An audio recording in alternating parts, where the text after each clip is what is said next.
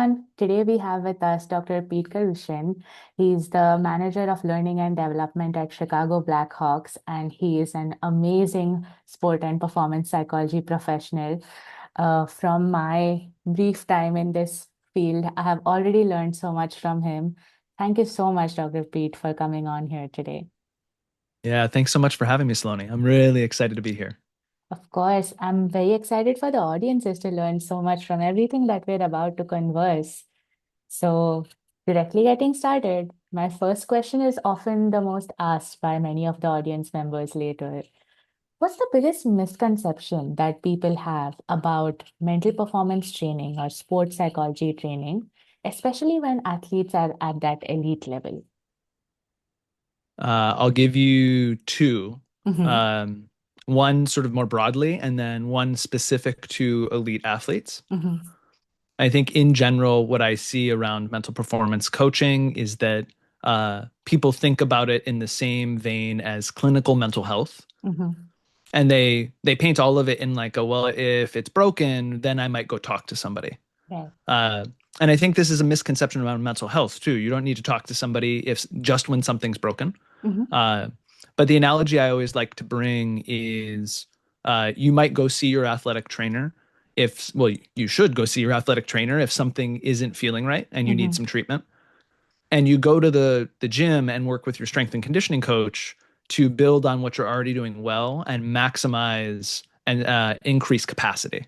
Mm-hmm. And so when we start to frame mental performance work like that, now it's not about, hey, there's a problem and I need it fixed. It's like, Right. what would be possible for me if I continued to expand my capacity mentally? Yeah. And that for me becomes really empowering. Yeah. For the elite athlete specifically, and this was an experience I had stepping into work with professional hockey players, Mm-hmm. there's this sense that I needed professional level interventions, Mm-hmm. that I needed to do something different or bigger or better. And what's interesting about elite athletes is a lot of them have arrived at where they are through trial and error and this intuitive sense of what's worked.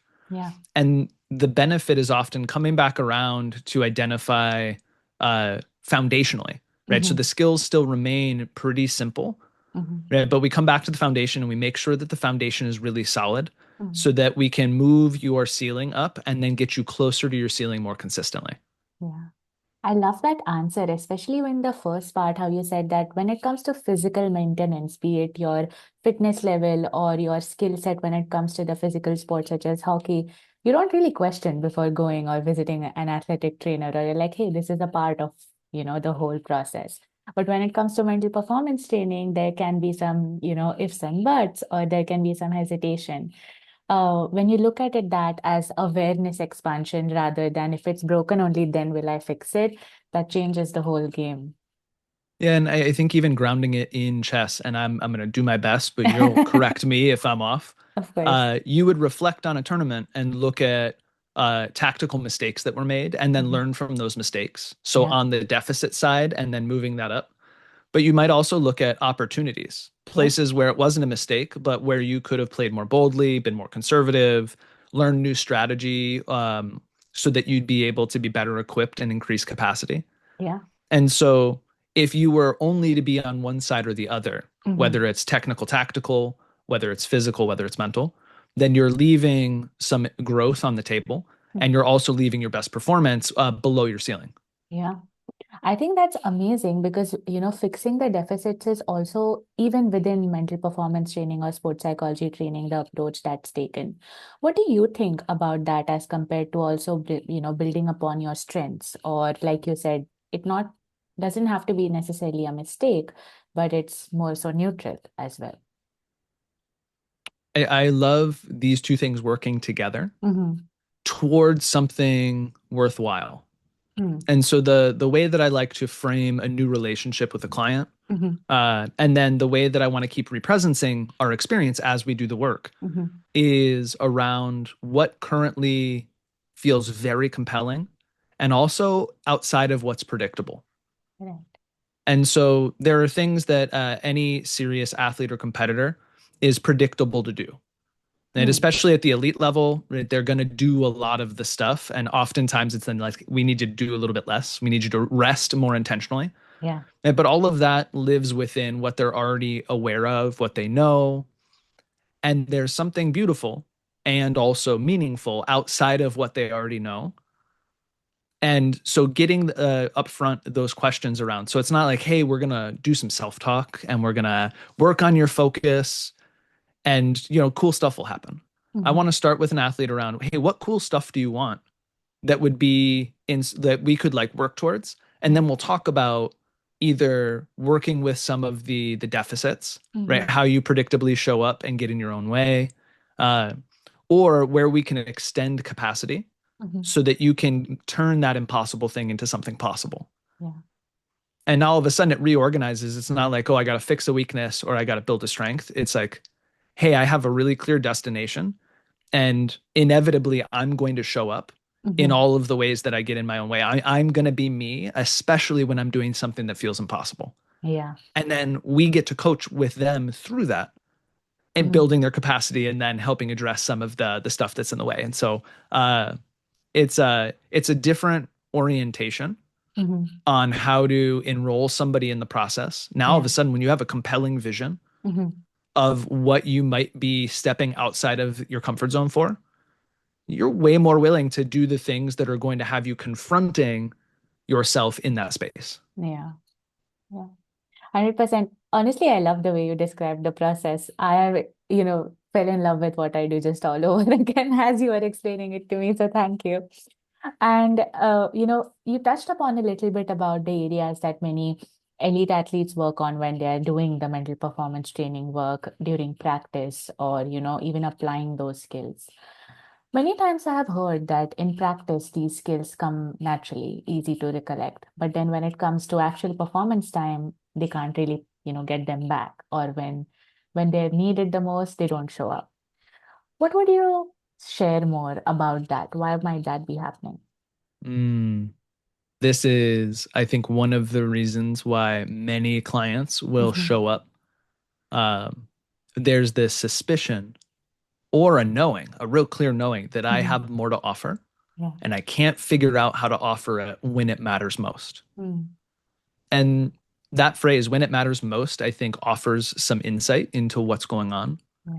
Is there some component of people watching, or there's some component of, hey, this counts? But it's really the meaning that we're making about all of the things around this competition, this tournament, that shifts it from an experience that we have often in practice or training into something different. Hmm. And there are some predictable consequences when something matters and the outcome is uncertain. Yeah.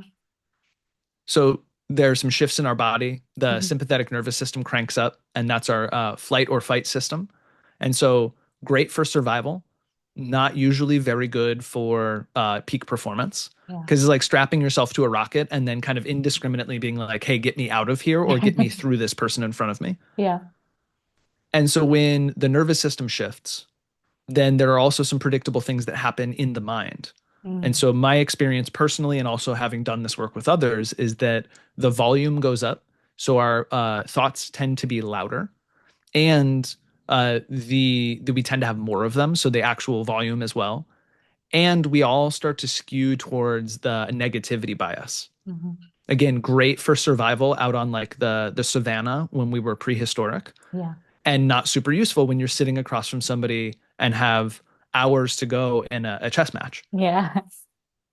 And so we know that when all of this happens, we Hmm. tend to be more negative, we tend to be more cued into threat, and we overinflate the threat that's in front of us and then tend to not think about what comes down the line. So our decision making gets distorted. Hmm. For certain sports, many sports, right, our fine motor skills start to deteriorate. Yeah. We're burning energy faster Mm. because our heart rate is up. There's more tension. And so we tend to fatigue faster. And all of this stems from, there's first and foremost, what we're making it mean when we think about competition, winning, losing, success, growth, stagnating in our growth. And so we have all these beliefs. Hmm.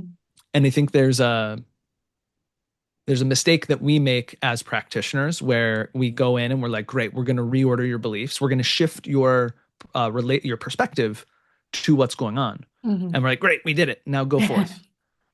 But there's pieces to this puzzle. So there's your beliefs, Mm-hmm. and then your beliefs create the actions that are allowable.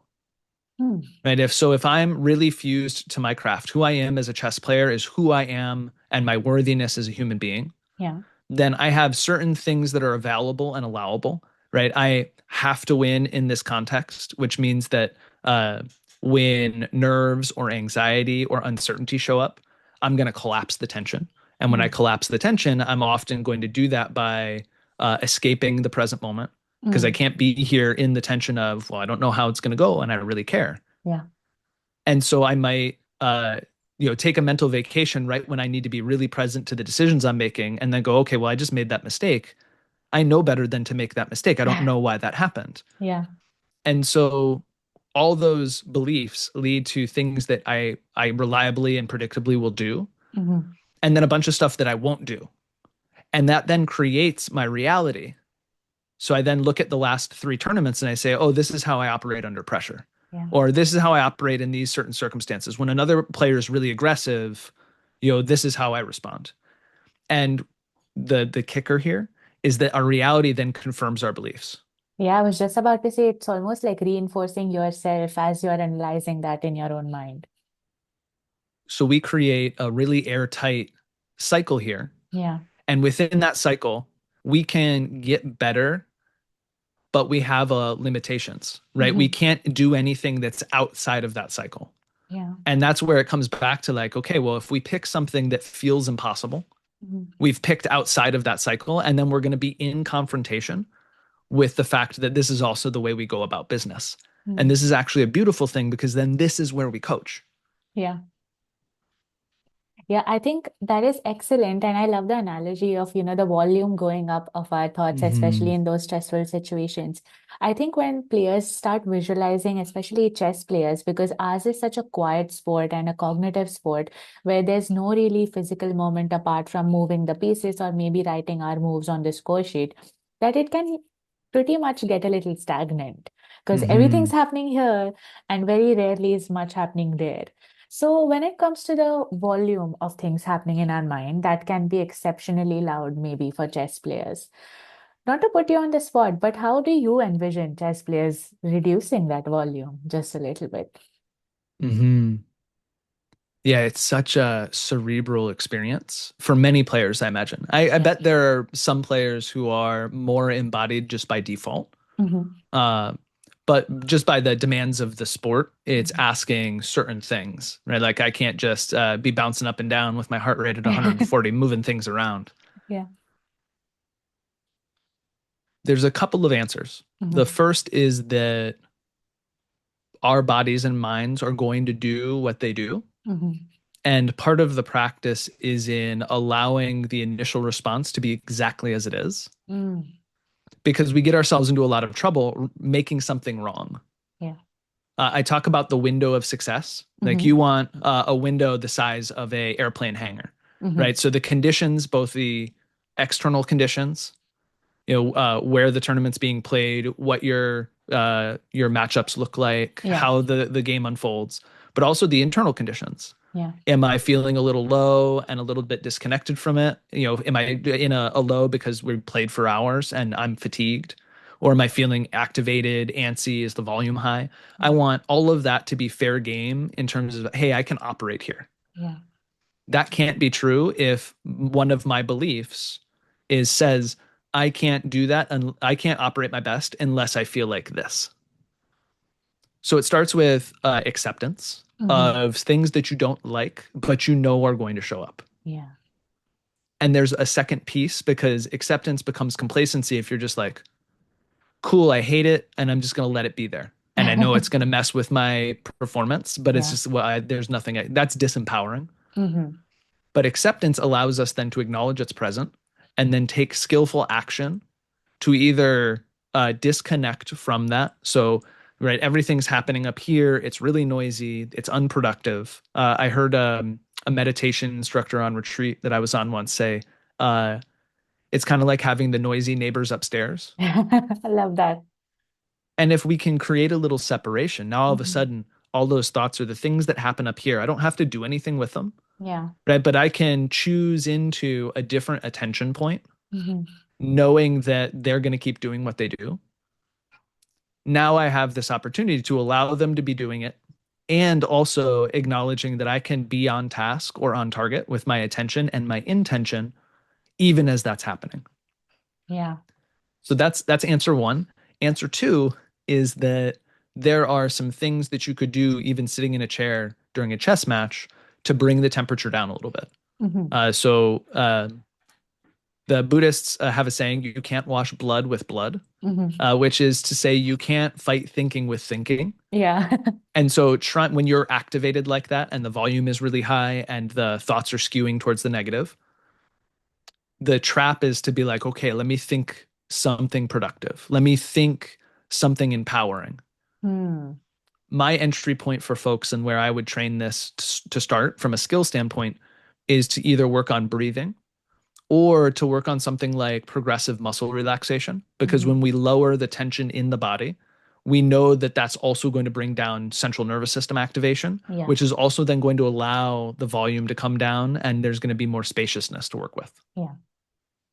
Thank you so much for sharing that, especially the acceptance piece, and then how we can use our body and our, sensation, our nervous system to actually manage the thinking, which is not the first thought people have. Like you said, thinking, okay, I'll replace it with better thinking. And that's not Mm-hmm. what's going to happen. And also about the acceptance, I love how you said that it is not supposed to be thought that, oh, okay, this exists and this is only going to make my performance worse. But the acceptance does not disempower you in any way. And Yeah. that also tied so well with what so many chess players often experience. They tell me before a game, I have to feel XYZ and only then can I perform well. And if any of the other things happen, then maybe I'm not going to perform well. And then Mm-hmm. the acceptance that, okay, at the same time, these things can come and you can still perform well because that Mm-hmm. is the starting point of how you can, begin working with that internal world or manage those noisy neighbors, like you said. I'm going to steal that. I love that Yeah, analogy, by it the way. absolutely. We're Yeah. just paying it forward. I can't remember who said it, but Uh-huh. it's very vivid for anybody who's lived in an apartment. Yeah. Uh, I want to speak to that point, XYZ shrinking our window of success. Yeah. When you plug it into the beliefs and actions and reality framework, Hmm. you can see how somebody would come by that honestly. Hmm. Hey, I did these things and it created the reality I wanted. And so now I've created some beliefs around that's how I get successful. Yeah. But we can also see how limiting it becomes because there's a lot of times, especially as we move up in levels and we're stretching ourselves beyond what we think we're capable of, where we're going to be outside of those parameters. Yeah. And what I find is that a lot of times with athletes who have a lot more experience in competition, they've just keep adding to their list of things that they need in order to perform well. Yeah. And so they're actually like subtly shrinking their window of success over and over again until they're like, I can't figure out why I can't perform unless it's a Thursday in March and I had the perfect oat milk smoothie. I don't know why. Yeah. I think building upon that, I was just thinking as you were saying, and also thinking about the skills that you mentioned, that oftentimes when people think that, okay, let me work on sports psychology, let me work on mental performance, they immediately jump to the skill part. They're like, okay, I want to go in, I want to do it, like all of these things or learn them from some person and then apply. Oftentimes, the missing piece, however, is the awareness that's built before or like why you do what you do, why you notice parts of yourself, such as, for one to know that their nervous system is or like the way their body feels is different, is they must also know how it is when you're like just like functioning on a day-to-day basis. So what are your thoughts on that and how chess players, where there's actually not much body movement, can familiarize themselves with their own body or their nervous system? This will be a familiar refrain. I've got two answers. Okay. Uh, the first is that awareness is almost always built in reverse. Hmm. And this is especially true when we're caught up or we're in novel situations. Hmm. because when we're in these situations where we're not usually aware, we're most of the time on autopilot and engaging in habit. And by definition, habit is like, hey, mind, you get to take a break and not pay attention to the details. We've got the steps. Yeah. You get to plug back in when the reward shows up. And so thinking about a match or sitting there during training and then retrospectively looking at the moves that you've made or the decisions that showed up or just your experience as a whole and then considering it in retrospect Hmm.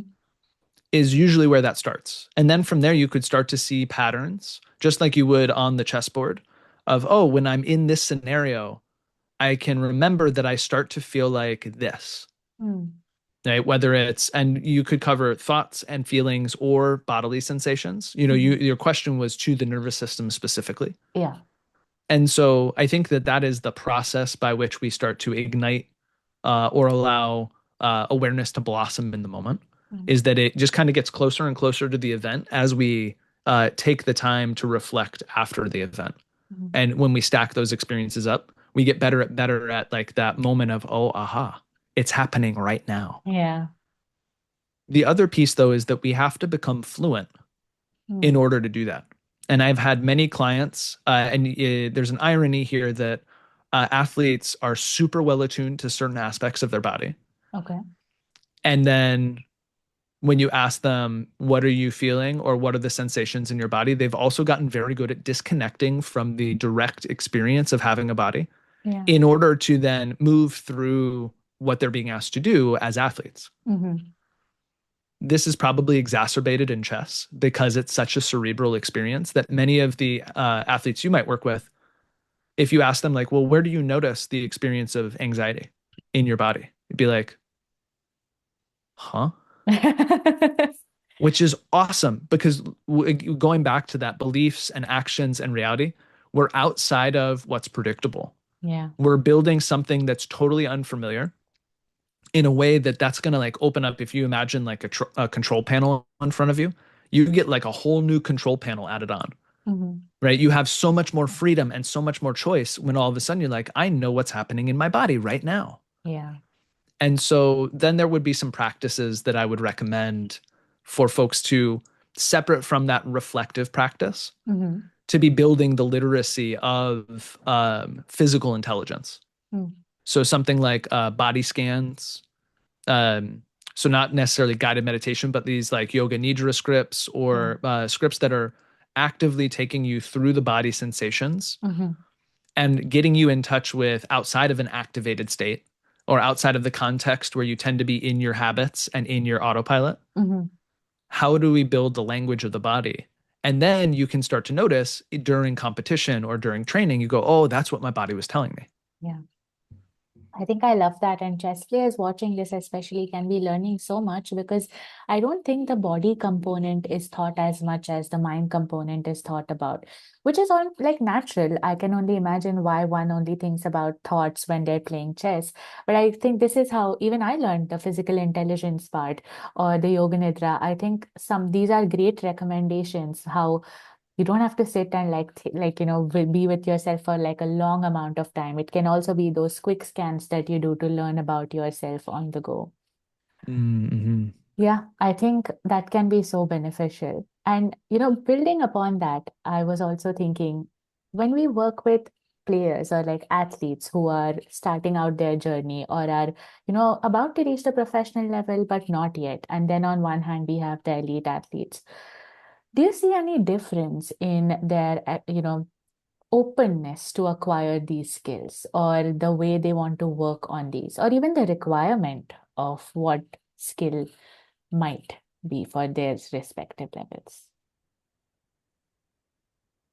Yeah, it's an interesting question. You know, individual differences Yeah, apply, yeah. and I won't avoid the question. I think that there are a few reliable. Something just fell off the wall. We're good. It's all good. Okay. Uh, there are a few reliable things that show up as a athlete moves through their experience. Hmm. And we talked to him about them earlier in the conversation, right? This idea that early on it's about figuring out what to do, Hmm. and then And this holds true if across physical or technical, tactical, or mental. And Mm-hmm. so you might know what to do, have moved into the second stage, which is like do more of it. Yeah. And then you might finally get to the point, which again, for elite athletes, is like figure out that more isn't always better Mm-hmm. and figure out where the balance lies. Yeah. And so you might be all the way past that technical, tactical wise, right? But still be an absolute beginner when it comes to what's going on in your mind and have to figure out, like, okay, what do I do? And so recognizing that those things are sliding scales that are disconnected from each other Yeah. is useful. And then recognizing, like, well, if I notice that I'm in a place where like I'm just keep mashing the do more button, is this really serving me? Yeah. Now you can meditate 10 minutes a day, or you can meditate 2 hours a day. And Mm-hmm. some people do. And Yeah. for them, that might be just right. But like, is this serving you in getting towards that compelling vision of the future that you want? Mm-hmm.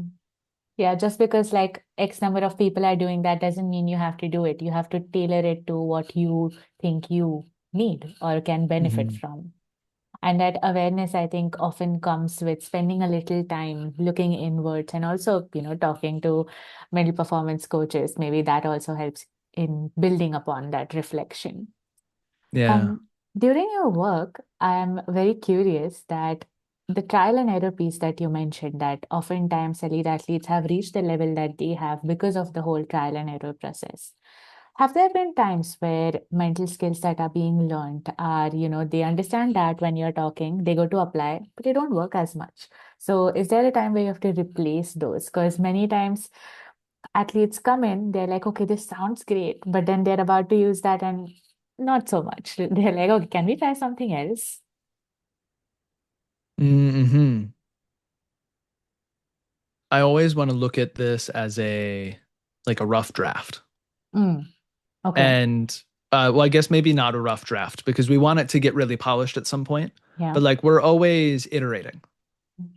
Maybe the better example would be like software, where like even though it's really good, we're still looking for improvements and we're still looking to fix the bugs that are around. Yeah. And so when we introduce a new skill, there are going to be times where it takes really well, and there are Hmm. going to be times where it doesn't, and the resistance shows up. Hmm. And that's actually the thing that needs to be addressed so that they can then stick with it because it's actually the right skill. Now, I've seen many athletes who are like, hey, you know what, that thing didn't work. And we need something totally different. And we can get into the pattern of, all right, new skill, all right, new skill, all right, new skill, Yeah. and never actually develop serious and like real excellence and facility with the skill that we started with. Yeah. And so this is some of the art that goes with the science is Hmm. like knowing when to stand for a client in that resistance Hmm. and help them coach around that experience and then keep building the skill or saying, you know what, that skill wasn't it. Maybe we come back to it, but there's a different entry point over here. And I think, you named awareness as a really important layer, specifically around helping an athlete understand why and when they would Hmm. deploy the how. Yeah. But I think that there's a couple of layers below that. And so like the middle layer is perspective or mindset, how we're thinking about and making meaning of. Hmm. And then the ground floor is the layer of our being. Hmm. And so it's not just our values or our strengths. It is sort of like the essential qualities that we show up and how we're felt by the people around us. Hmm. And from this essence of being, we develop our survival mechanisms. We develop the go-to things that help us survive and get through when we're under pressure or fear or resistance. Yeah. Well, hey, I can lean really heavily on brilliance. I'm really smart. I'll figure out a solution. Right. But then there are also consequences to be there over or under expressing those pieces of us. Yeah. What ends up happening is when I layer a skill on top of that, Hmm. I hand somebody a breathing technique. Well, their survival mechanism is going to find a way to take that and keep them exactly where they are. And it'll look like progress, like, hey, look at this thing we learned. Or Yeah. it'll look like, hey, that thing doesn't work because it's actually the thing that's confronting and moving us out of what's familiar. Yeah. And I don't want to do it. Yeah. And what has been amazing is as I do this work, they might be the right skills, but they might not feel like the right skills because what's happening underneath it is holding them in a place where, again, that belief and action and reality space where that's really airtight. If I layer a skill on top of that, great. Now we think about window of success. I need to do X, Y, Z. I need to feel this. Okay, now breathing is just going to be designed to help me feel the right things. Mm. And then I go, well, it works 80% of the time, but then you get into the final of a tournament or you get into a position where you've never been in Yeah. and you go like, I can't breathe my way out of this because what I'm trying to do is breathe my way out of this. And that's how I'm relating to the experience. And so the opportunity to then work with somebody at that level of being and to help them untangle how their beliefs and their actions and their reality are holding them in a place that they can't actually get out of. Hmm. Now, all of a sudden, it's like, well, how would breathing be in service of breaking that cycle open? Yeah. Well, that's going to be uncomfortable. But in that space is where transformation lies. And on the other side of transformation is where the impossible thing you want exists. If there was to be an explanation of why you should step out of your comfort zone, I think I would definitely recommend them listening to just everything you've said. Thank you. I felt so enlightened, and I can only imagine the audience is also listening, feeling the same way. We've heard this quite often, right? Like the things that we want to achieve, the impossible lies at the outskirts of the discomfort or the lack of familiarity. But this process is what one must understand as to, okay, this is the reason how it works. It's not just a saying for the sake of saying, honestly. But yes, thank you so much. One question I have before, I don't take more of your time is you were a part and are still a part, but, from the mental performance coaching aspect, a part of an ecosystem that has athletic trainers, coaches, there's managers, and of course, the players at the center of it. Similarly, for chess, I imagine the coaches and parents are there. The athletic trainers, not so much because ours is not really a physical sport. But if you were to, just for the parents and coaches listening to this, how a mental performance consultant can step in and make that ecosystem even stronger for the well being of the chess player. What are some things you would recommend why coaches or parents should encourage their like children, to work with a sports psychology consultant? Yeah. I have a cheeky answer, and then I have a different one. I'll start with the sincere one. Well, the other one's sincere too. I'll stop equivocating. Okay. Uh, the reason why someone like a coach or a parent would bring a mental performance professional into the space Hmm. is, well, there's a lot of them. Hmm. The one of them is that there is someone who is in that person's corner, that athlete's corner, Hmm. that isn't directly tied to success and failure, Yeah. right? That uh, I certainly want to see my clients succeed, and I'm Hmm. really invested in their success. Hmm. But my part of my role is to situate myself as a ally and an advocate for that client, Hmm. separate from, hey, you won, so you did great. I'm not trying to contribute to that fusion of self and craft. Yeah. And parents and coaches come by this honestly. Some of it is just the positioning. Like you want what's best for your kid. And as a coach, you're invested in the success. And so there's nothing inherently wrong with that, although it can get in the way. Hmm. And this really creates just more of a dimension, right? The container gets bigger, or if you think of like everything around the athlete in a way that can be really facilitative. Yeah. Uh, there are also things that someone like us brings to the table that an athlete's going to be more open to coming from that third party as opposed to a parent or a coach, because it's not just what you say, it's who's it said by and how is the relationship affecting that.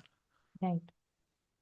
The other answer is parents and coaches should hire their own mental performance coaches Mm. because how we show up, I say we as like parents and coaches, how we show up and not so much what we say, but like how do we manage our own energy and intention? How are we clearing out some of the beliefs that limit our actions that then reinforce our realities that are subtly limiting our kids or Hmm. are the people that we're coaching? And so there's a call to not have the same person coaching the whole system necessarily, Yeah. right? But doing the work ourselves so that we can be the type of parent or be the type of coach that allows for that freedom to exist for the athlete. Thank you so much for that answer. And it's so interesting because in the month of April, I have a webinar for chess parents to learn and like ask questions, and also a coach education workshop for chess coaches. So I think it just ties so well into your recommendation. But coming back to that, I think it's mental performance is not just for, sport. It's also for like personal growth, honestly, how you see, because everything we do on a day-to-day basis, performance, it's just the way you look at it. So, from that perspective as well, this has been so helpful. But, Dr. Pete, thank you so much for taking this time and, sharing everything that you did. I think it's going to benefit immensely. I love that for those watching. Those people who would, like to reach you or find you, what are some ways they can get in touch or, look for more of you? Yeah.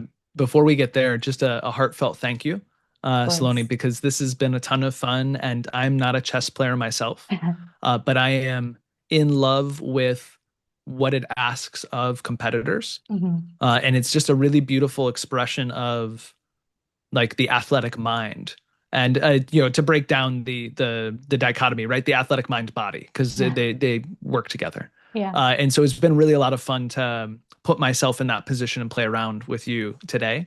Thank you. Uh, yeah, people can find me. I have a podcast where I do interviews and also short little 15 or 20-minute episodes on specific topics. It's called The Mental Training Lab. Mhm. It's on YouTube. You can find it on Apple Pods and Spotify. I also offer a free guided meditation every Tuesday, Mhm. 10:30 Central.